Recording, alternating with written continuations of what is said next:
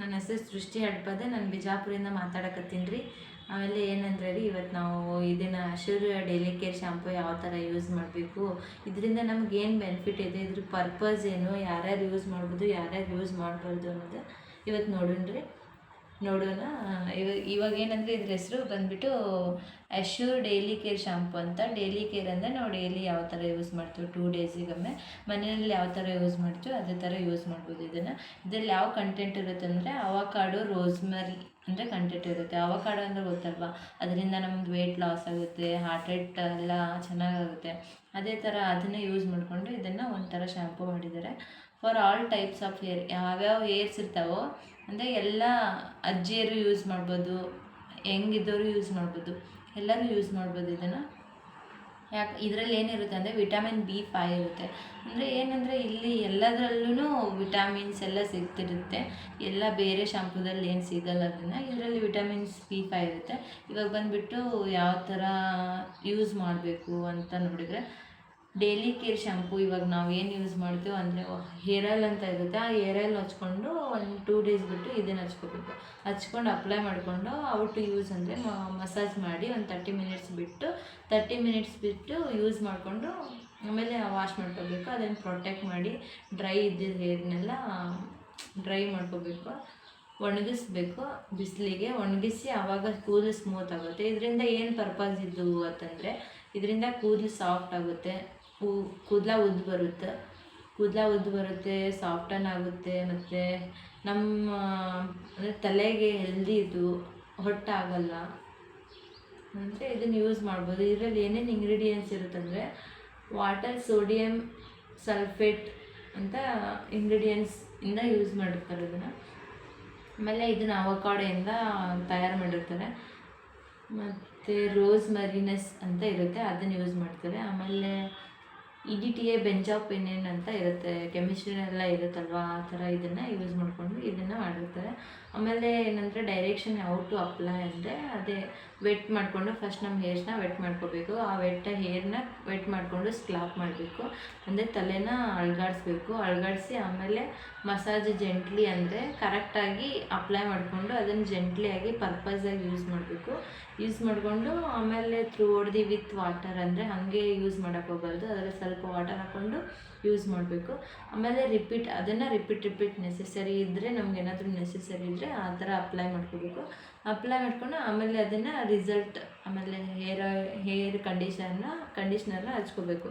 ಈ ಥರ ಇದನ್ನು ಯೂಸ್ ಮಾಡ್ಕೋಬೇಕು. ಈ ಥರ ಯೂಸ್ ಮಾಡ್ಕೊಂಡ್ರೆ ಇದು ನಮ್ಮ ಬಾಡಿಗೆ, ನಮ್ಮ ಹೇರ್ಸ್ಗೆ ಒಂಥರ ಒಳ್ಳೆಯದು. ಇದನ್ನು ಹಚ್ಕೊಂಡ್ರೆ ನಾನು ಯೂಸ್ ಮಾಡ್ತೀನಿ. ನನ್ನ ಕೂದಲೆಲ್ಲ ಶಾರ್ಟ್ ಇದ್ದು ಇವಾಗ ನೋಡಿ ಇಷ್ಟೆಲ್ಲ ಉದ್ದು ಬಂದಿದ್ದಾವೆ. ಎಷ್ಟಂದರೆ ಒಂದು 2 ಮಂತ್ಸ್ 3 ಮಂತ್ಸಲ್ಲಿ ಬಂದಿದ್ದಾವೆ. ಅದೇ ಥರ ನೀವು ಯೂಸ್ ಮಾಡಿ ಅಂತ ಹೇಳ್ತೀನಿ. ನನಗೆ ಬೆಟರ್ ಅನಿಸಿದೆ, ನಿಮಗೆ ಬೆಟರ್ ಅನಿಸುತ್ತೆ. ನೀವು ಫಸ್ಟಲ್ಲಿ ಯೂಸ್ ಮಾಡಿ ನೋಡಿ. ಇದರ ರೇಟ್ ಬಂದುಬಿಟ್ಟು ಎಷ್ಟಂದರೆ 220 ರುಪೀಸ್. ಇದನ್ನು 220 ರುಪೀಸ್ಗೆ ಇದು ಮಾಡ್ತಾರೆ. ಇದ್ರ ಜೊತೆ ಒಂದು ಕಂಡೀಷ್ನರ್ ಇರುತ್ತೆ, ಅದು ಕಂಡೀಷ್ನರು ಯೂಸ್ ಮಾಡಬೇಕು, ಇದನ್ನ ಯೂಸ್ ಮಾಡಿದರೆ ನಮ್ಮ ಹೇರ್ ಸ್ಕಾಲ್ಪ್ ಎಲ್ಲ ಅಂದರೆ ಮೂಗ್ಸ್ ಸಿರಿತಾವಲ್ಲ ಕೂದಲೆಲ್ಲ, ಅದೆಲ್ಲ ಕಮ್ಮಿ ಆಗುತ್ತೆ, ಹೊಟ್ಟೆಲ್ಲ ಹೋಗುತ್ತೆ. ನೀವು ಯೂಸ್ ಮಾಡಿ ಅಂತ ಹೇಳ್ತೀನಿ. ಏನಂದರೆ ಇವಾಗ ಅದನ್ನು ಅಪ್ಲೈ ಮಾಡೋಕ್ಕಿಂತ ಮುಂಚೆ ಫಸ್ಟ್ ಇದನ್ನು ಅಪ್ಲೈ ಮಾಡಬೇಕು. ಫಸ್ಟ್ ಇದನ್ನೇ ಹೇಳ್ಬೇಕಾಗಿದೆ, ಬಟ್ ಅದನ್ನೇ ಹೇಳಿದೆ. ಇವಾಗ ಫಸ್ಟ್ ಇದನ್ನು ಅಪ್ಲೈ ಮಾಡ್ಕೊಂಡ್ರೆ ಇದರಲ್ಲೂ ಅಪ್ನಿಕಾ ಎಕ್ಸ್ಟ್ರಾ ಟ್ರೀ ಆಯಿಲ್ ಅಂತ ಇದರಲ್ಲಿ ಕಂಟೆಂಟ್ನ ಯೂಸ್ ಮಾಡ್ಕೊಂಡು ಈ ಆಯಿಲ್ನ ಮಾಡಿರ್ತಾರೆ. ಆಮೇಲೆ ಇದು ಬಂದುಬಿಟ್ಟು ನಮ್ಮ ಬಾಡಿಗೆ ಏನೇನು ಟಿಪ್ಸ್ ಅಂದರೆ, ಇವಾಗ ತಲೆ ನೋಸಿದ್ರೆ ತಲೆಗೆ ಇದನ್ನು ಹಚ್ಕೊಂಡು ಮಸಾಜ್ ಮಾಡಿಕೊಂಡ್ರೆ ಚೆನ್ನಾಗಿ ನಿದ್ದೆ ಬರುತ್ತೆ. ಯಾರಿಗೆ ಇವಾಗ ನಿದ್ದೆ ಬರಲ್ವೋ, ತುಂಬ ನಿದ್ರಾಹೀನತೆ, ಸ್ಲೀಪಿಂಗ್ ಡಿಸಾರ್ಡರ್ ಇರುತ್ತೋ, ಆ ಸ್ಲೀಪಿಂಗ್ ಡಿಸಾರ್ಡರ್ ಇದ್ದವ್ರಿಗೆ ಇದು ಎಣ್ಣೆ ಹಚ್ಕೊಂಡ್ರೆ ಚೆನ್ನಾಗಿ ನಿದ್ದೆ ಬರುತ್ತೆ. ಆಮೇಲೆ ನೆಕ್ಸ್ಟ್ ಏನಂದರೆ, ತಲೆ ಎಲ್ಲ ನೋಸಾತಿದ್ರೆ ಮಸಾಜ್ ಮಾಡಿಕೊಂಡು ಮಲ್ಕೋಬೇಕು. ಮತ್ತು ನಮ್ಗೆ ಗ್ರೋತ್ ಆಗುತ್ತೆ. ಈ ಹೇರ್ ಆಯಿಲಿಂದ ನಮ್ಮ ಕೂದಲೆಲ್ಲ ಗ್ರೋತ್ ಆಗ್ತವೆ. ಇದನ್ನು ಹಚ್ಕೊಂಡು ಅದನ್ನು 2 ಡೇಸ್ ಬಿಟ್ಟು ಅದನ್ನು ಅಪ್ಲೈ ಮಾಡ್ಕೋಬೇಕು. ಆಮೇಲೆ ಇದನ್ನು ಯೂಸ್ ಮಾಡಬೇಕು. ಬಾಡಿನಲ್ಲಿ ಇತ್ತೀಚೆಗೆ ಬೇಸಿಗೆನಲ್ಲಿ ತುಂಬ ಹೀಟ್ ಇರುತ್ತೆ. ಆ ಹೀಟ್ ಇರೋದ್ರಿಂದ ನಾವು ಇದನ್ನು ಯೂಸ್ ಮಾಡ್ಕೋಬೋದು. ಹೀಟ್ ನಮ್ಮ ಕಾಲಿಗೆ, ಕೈಗೆ, ನಮ್ಮ ತಲೆಗೆ, ನಮ್ಮ ಬಾಡಿಗೆಲ್ಲ ಹಚ್ಕೊಂಡ್ರೆ ಇದು ಹೀಟೆಲ್ಲ ಕಮ್ಮಿ ಆಗುತ್ತೆ. ಹೀಟ್ ಇವಾಗ ಜಾಸ್ತಿ ಇರುತ್ತಲ್ವ, ಬಿಸಿಲು ಜಾಸ್ತಿ, ಅದಕ್ಕೆ ಹೀಟ್ ಕಮ್ಮಿ ಆಗೋದಕ್ಕೆ ಇದನ್ನು ಯೂಸ್ ಮಾಡ್ಕೊಬೋದು.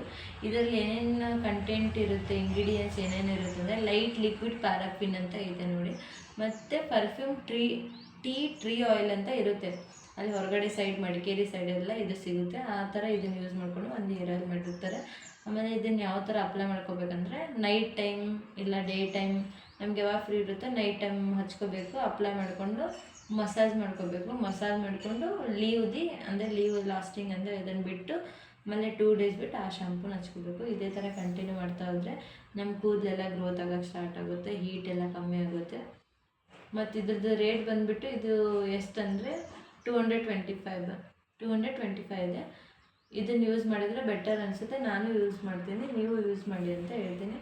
ಕೂದಲೆಲ್ಲ ಉದ್ದು ಬರುತ್ತೆ. Thank you. ಇವಾಗ ಹೇರೆಲ್ಲ ಮತ್ತು ಶಾಂಪೂ ಯೂಸ್ ಮಾಡಿದ್ವಲ್ಲ, ಅದೇ ಥರ ಏನಾದರೂ ಅದನ್ನು ಮಾಡಿದ ಮೇಲೂ ನಮಗೇನಾದರೂ ಹೇರ್ ಫಾಲ್ ಆಗೋದು ಜಾಸ್ತಿ ಏನಾದರೂ ಆಗ್ತಿತ್ತಂದರೆ ಇದನ್ನು ಈ ಟ್ಯಾಬ್ಲೆಟ್ ತೊಗೋಬೇಕು. ಟ್ಯಾಬ್ಲೆಟ್ ಅನ್ನೋದಕ್ಕಿಂತ ಈ ಸಪ್ಲಿಮೆಂಟ್ಸ್ ಅಂತಾರೆ, ಅದನ್ನು ತೊಗೋಬೇಕು. ಯಾಕೆ ತೊಗೋಬೇಕಂದ್ರೆ ನಮ್ಮ ಮುಖ ಗ್ಲೋ ಆಗುತ್ತೆ, ಮತ್ತು ಹೇರ್ ಫಾಲ್ ಕಮ್ಮಿ ಆಗುತ್ತೆ, ಬಾಡಿನಲ್ಲಿ ಎನ್ರಿಚ್ ಗ್ಲೋ ಬರುತ್ತೆ, ಮತ್ತು ಸ್ಕಿನ್ನಿಗೆ ಇದು ಒಳ್ಳೆಯದು.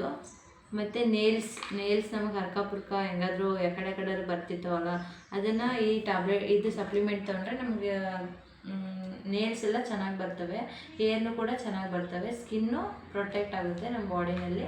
ಅದಕ್ಕೆ ಇದನ್ನು ಯೂಸ್ ಮಾಡಬೇಕಂತ ಹೇಳ್ತೀನಿ.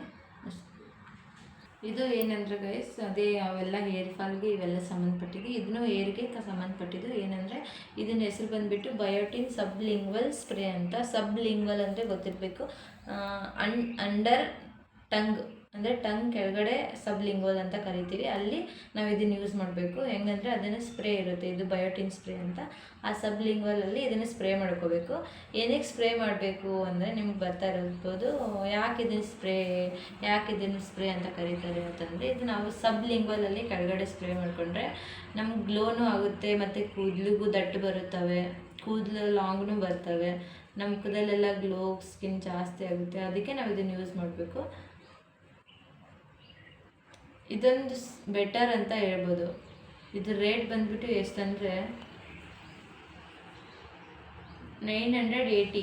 ಅಂದರೆ ಇವಾಗ ನಾವು ಮೆಡಿಕಲಲ್ಲೆಲ್ಲ ನಮಗೇನಾದರೂ ಹೇರ್ ಫಾಲ್ ಆಗ್ತಿದ್ರೆ, ನಮಗೇನೋ ಮುಖ ಎಲ್ಲ ಪಿಗ್ಮೆಂಟೇಷನ್ ಆಗ್ತಿದ್ರೆ ಅದನ್ನೆಲ್ಲ ನಾವು ಹೊರಗಡೆ ಹೋಗಿ ತೋರಿಸ್ತೀವಿ.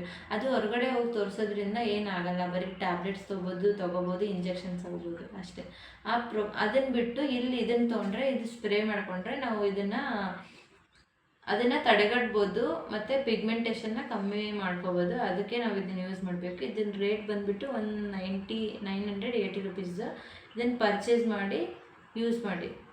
Thank you. 4 ಹೇರ್ಗೆ ಸಂಬಂಧಪಟ್ಟಿದ್ದು. ಹೇರ್ಗೆ ಆವಾಗಲೇ ಹೇಳಿದಲ್ವ ಇಷ್ಟೆಲ್ಲ, ಅದು ಹೇರ್ಗೆ ನಿಮ್ಗೆ ಏನಾದರೂ ಹೇರ್ ಸಮಸ್ಯೆ ಆಗ್ತಿದ್ರೆ ಕಾಂಟ್ಯಾಕ್ಟ್ ಮಾಡಿ ಇದನ್ನು ಯೂಸ್ ಮಾಡಿಕೊಂಡು ನಾನು ಯೂಸ್ ಮಾಡಿದ್ದೀನಿ. ಸೊ ನೀವು ಯೂಸ್ ಮಾಡಿ, ನಿಮಗೆ ಚೆನ್ನಾಗಿ ಅನಿಸಿದ್ರೆ ಯೂಸ್ ಮಾಡ್ಕೊಳ್ಳಿ, ಚೆನ್ನಾಗಿ ಅನಿಸುತ್ತೆ ಯೂಸ್ ಮಾಡಿ ಅಷ್ಟೇ, ಪರ್ಚೇಸ್ ಮಾಡ್ಕೊಳ್ಳಿ.